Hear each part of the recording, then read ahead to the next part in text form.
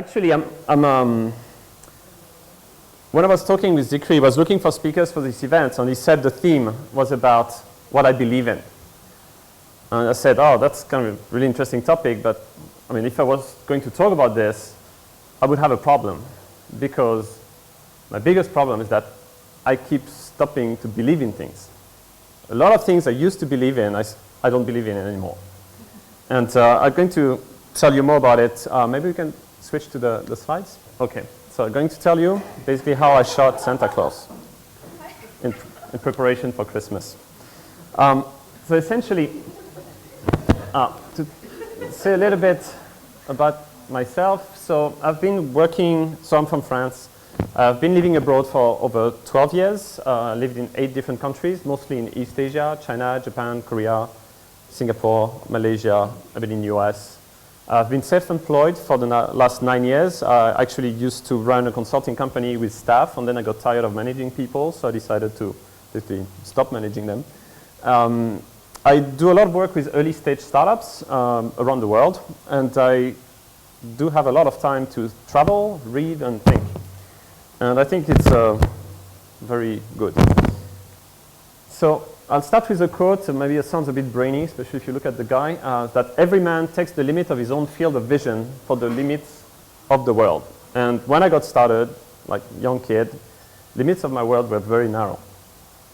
And gradually I started to realize that some of the things I believed in were maybe not so trustable, such as like the tooth fairy, Santa Claus, and realizing that basically what my parents were saying was not always quite true, and that they were kind of beginners at being parents, right?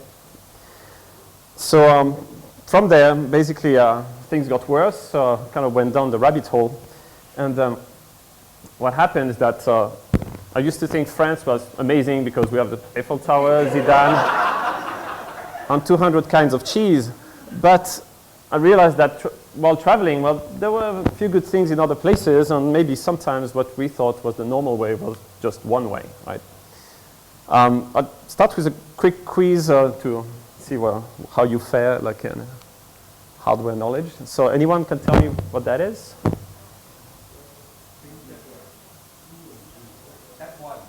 F1. Sort of, yeah, it's a character, so it's movable type for printing. So now, can anyone tell me when this was invented? Oops. So when was this invented, or where, or by whom? Gutenberg? I learned the same. Any other proposition? China. All right. So at school I learned this was made by Gutenberg, 1450. Then I went to Korea. They had metal mobile type 200 years earlier. In China they had another one, another 200 years earlier. But then I realized that, all right, something as important as the printing press, I thought was from Europe because we invented everything, of course. And it actually wasn't. And that didn't seem to bother many people in Europe, and that even didn't seem to bother so many people in China, strangely. So that was first discovery, but then I started to look at countries and people differently. So this is technically what Wikipedia says is Asia. How many countries in Asia? Anyone can say? How many? 50? 3 countries? 53. That's actually not far. Wikipedia says 48, but as you can see, well, Russia is in Asia. India is in Asia, okay. But there's also like lots of Middle Eastern stuff, and even some kind of Oceania-looking things. So basically, everyone has a different definition of what is Asia in their mind. I think even Turkey is in Asia, according to this map. So, like yesterday, I was actually meeting someone who's traveling across Asia. Well, I was asking, okay, where in Asia are you going to? Like, you're not going to Asia here. I mean, where are you going? Are you going to China? Are you going to Japan? Are you going to the Philippines? And all were so different that I realized that the very concept of Asia was really a legacy from the Western antiquity. It was really just a point of view rather than a really economic reality, or even a religious or political reality. Then I started to look at like how continents worked, and it turns out that there's like different continent systems, depending on how you look at it. So you can have the point of view of having 7 continents, 6 continents, 5 continents, 4 continents. In the 4-continent system, you have Africa, Eurasia as one block. Changes your perspective on the world. So all those things kind of a bit shattered my vision of how the world worked, and down the rabbit hole deeper and deeper, started to question a lot of things, and started to read a bunch of strange books, and realized that basically a lot of things I had learned at school or in university was hardly relevant. So it was hardly relevant to understand the world. It was also hardly relevant to actually do any job. Probably, yeah, you guys maybe I have something a little bit better. I also realized that companies were really, really taking care of their people. They were just wanting them to do the job and not really caring about their growth. So I think for you guys working at Mind Valley in a very, very special company, because the company cares about your growth. Also realized that I wasn't quite prepared for like functional relationships. So if any of you has faced like I think you can call that like iPhone widow, right? There's like other terms like iPad parenting, things like that. So basically, we're not quite prepared for this, and we have to figure it out. Has any of you seen this TV series, An Idiot Abroad?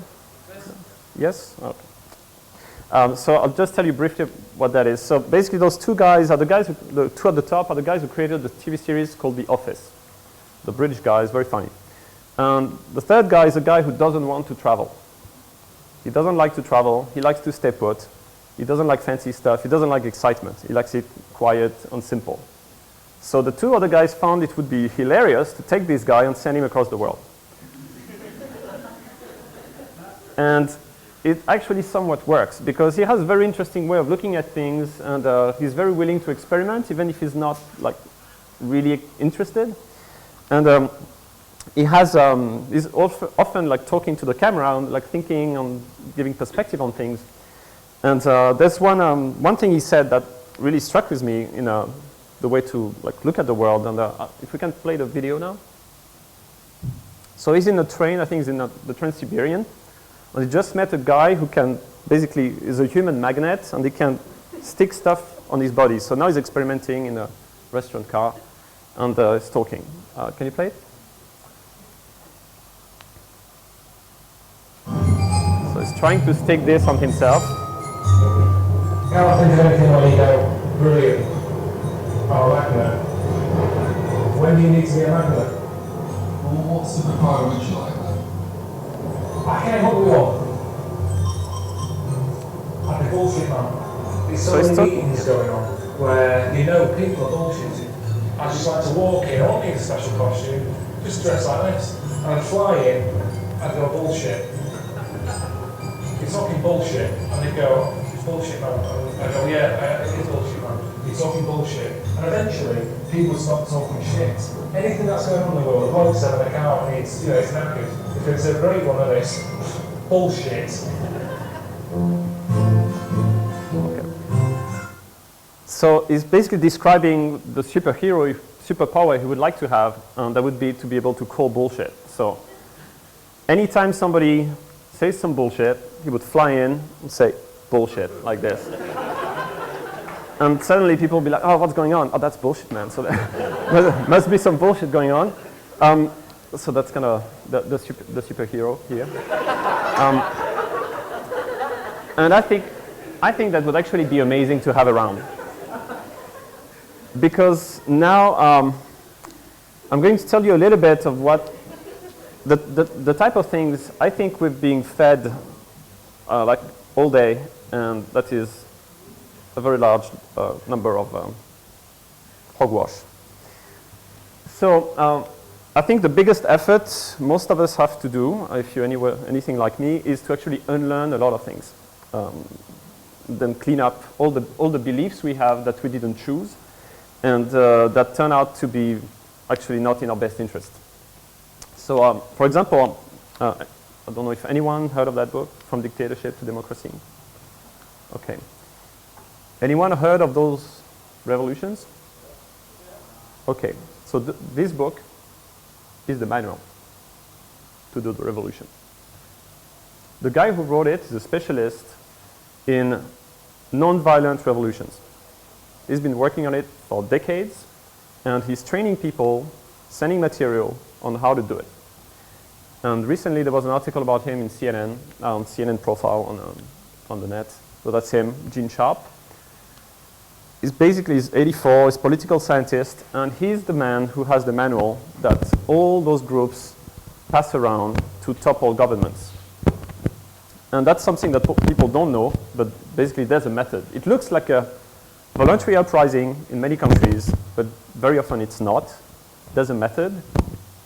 And you might wonder, who gets this method? Why do they get it? And whose interests are they serving? So that's the type of questions that started to kind of bother me. Then I went back even further, and I came across this gentleman called Edward Bernays. Edward Bernays happens to be Freud's nephew. He's more or less recognized as one of the inventors of PR. And so what's PR basically is that during the First World War in Europe, he realized that governments were really good at getting people to do all sorts of things, including dying, thanks to propaganda. And then he thought, all this knowledge and this energy and all this potential, what can we do with it when there's no war? PR. So that's how it worked. And the picture in the middle with the lady smoking is because Edward Bernays was contacted by the tobacco industry. And the tobacco industry had a problem. They were selling a lot of cigarettes, like it was very permissive at the time, but women weren't smoking because it was seen as something very vulgar. And so women were smoking, so the companies were like, we're missing half the market. What can we do? So they contacted him, and he organized some events. There was a demonstration in New York, and he actually hired young and attractive women and told them, you're going to go in front of this demonstration, and at a specific spot, you're going to take out cigarettes and light them up. And if people ask you, so it was like 1920s or something like that. If people ask you why you do this, you say, we're lighting up torches of freedom. That went, of course, Edward Bernays had a lot of contacts with the media, and he told a lot of newspapers that something would happen at that spot. So all the journalists went there, they saw all those attractive women taking out cigarettes, lighting them up. They took a picture. It was first like news on every newspaper, and suddenly it became acceptable for women to smoke, all engineered by the tobacco industry. Have you seen any of those movies? Network, not The Social Network. And Wag the Dog, maybe? Wag the Dog? Anyone? Yes? Okay. So if you've seen Wag the Dog, you see how you can engineer a fake war to just support a re-election, just by distracting the media. And with Network, you get to understand a bit, I'd say, the flow of power and money. There's a very, very good scene there, but the time is too short to show it to you. I highly encourage to see it. Basically, this movie was made in 1976 at a time where people were wondering how would the world look like if TV was all-powerful and would basically tell people what to think. So 36 years later, that's where we are. Another one, if you ever wondered about the nature of money, how come the America can print so many trillions without any problem, then I encourage you to read this book, and then you will understand that money doesn't come from nowhere, or almost. So this type of things got me really to think, like, who controls all this, right? And I highly encourage you to also ask this question, because I understand a lot of us want to change things, but first we have to understand what is there to change, what's important, right? So those things. So beyond that, and beyond the macro level, there's also idea of understanding manipulation in general. And there's some like micro levels of manipulation, such as all sorts of fortune telling, for example. This book, called the Full Facts Book of Cold Reading, is a guy who decided to research all sorts of fortune telling techniques to see whether he could design a method just based on, let's say, easy to believe things that would convince people. And he got on TV and he convinced everybody. Another guy, have you seen this one? Darren Brown, The System?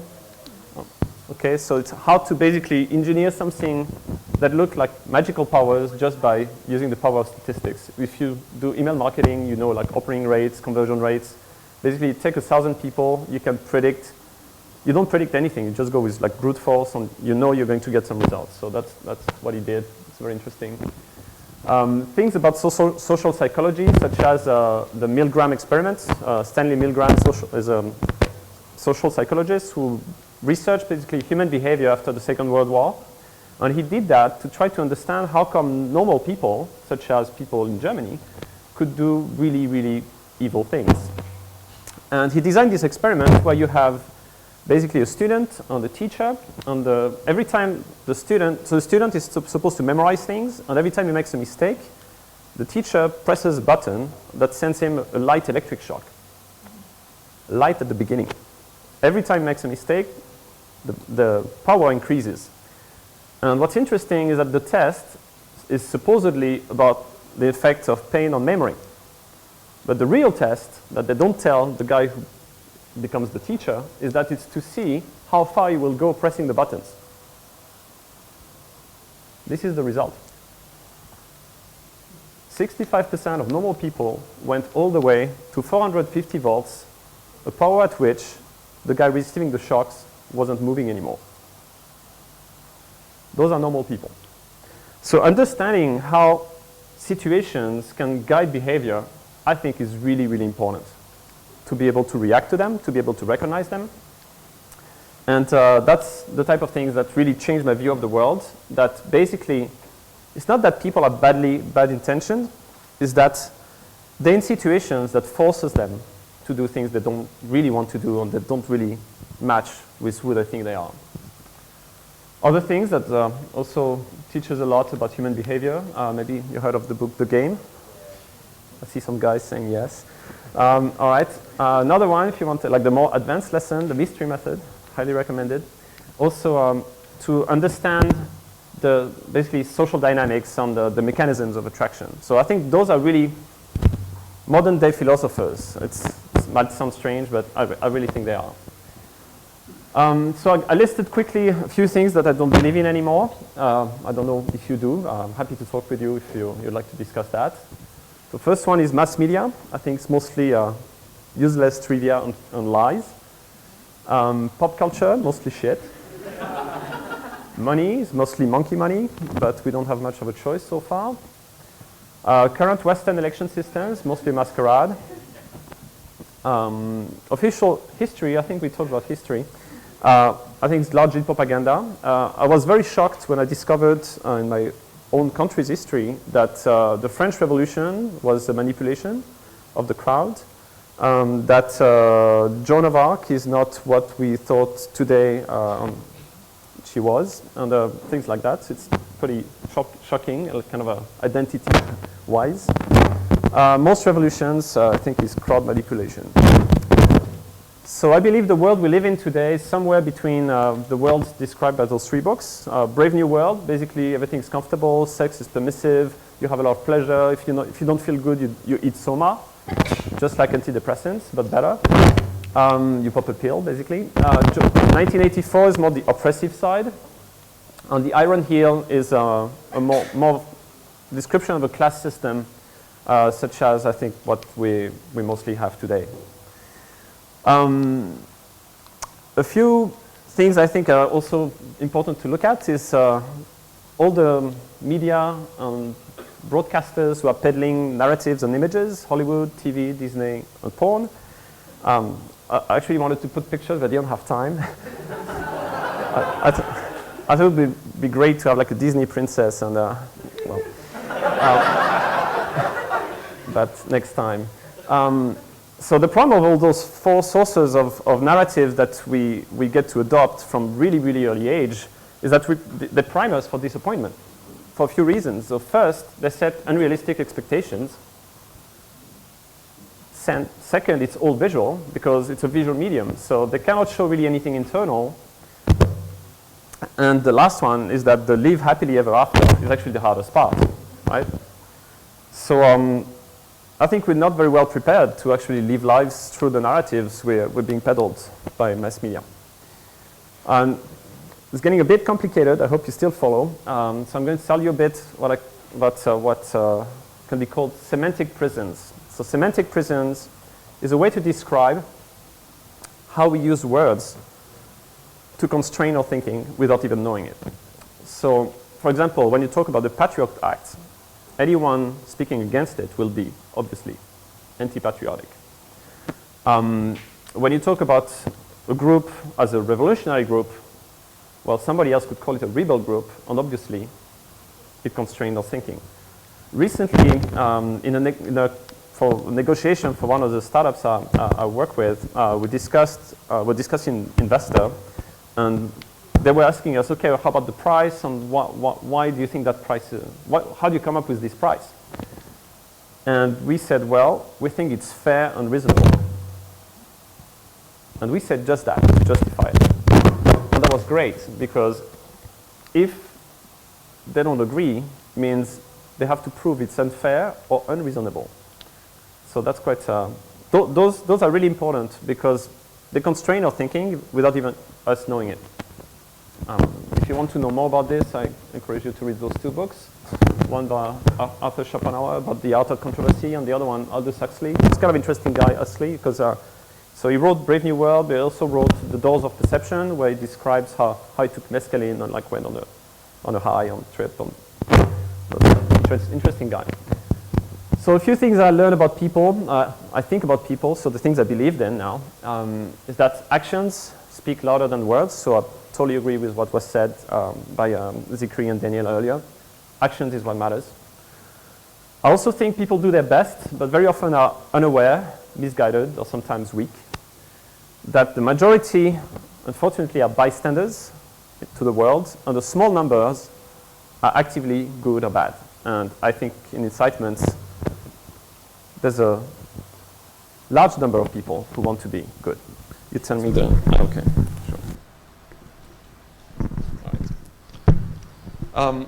A few other things I believe in, lots of sound, is in the previous video, you saw the importance of being the first follower. I think just the same, it's very, very important to be able to have the courage to be the first one to dissent with something. Questioning authorities is, I think, massively important. Using critical thinking and using the Toyota way, so asking why 5 times to get to the root of the problems, and understanding the motives and circumstances behind actions. So I'll conclude with something a bit more uplifting on love. So this is what I believe in. So I think in the Western world, we tend to look at love as something really based on the initial passion, so something I would call attraction. Whereas if you take like the Indian model of arranged marriage, it's more about compatibility. But eventually, to have something that works in long term, you have to have attraction, compatibility, and commitment. So that's what I will leave you with. And my last slide is, I believe that we have all this in us. Thank you very much.